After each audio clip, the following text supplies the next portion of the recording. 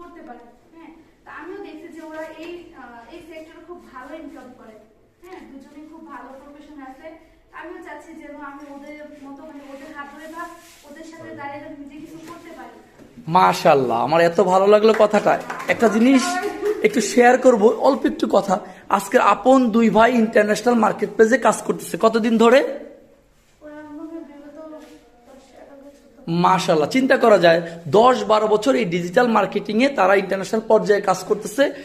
তাদের আজকে কাজের ইন্সপায়ার দেখে কিন্তু আমাদের আপু চলে এসেছে এশিয়ান আউটসোর্সিং ইনস্টিটিউটে।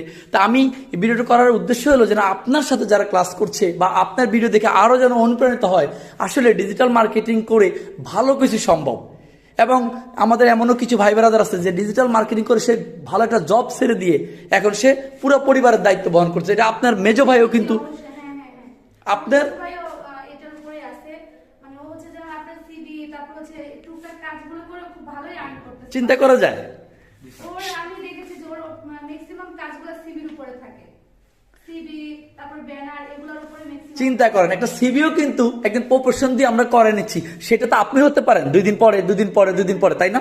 সেই জন্য আপনাকে কি করতে হবে, আপনাদের যে প্ল্যাটফর্ম আমি দিছি এখন বুঝেন, উনি যে ওনার প্রফেশনে আসছে এটা সময় লাগছে না? তা আপনাদের সব রেডি করা, শুধু কি আপনাদের কাজ করতে হবে। থ্যাংক ইউ সো মাচ, খুবই ভালো লাগলো, থ্যাংক ইউ।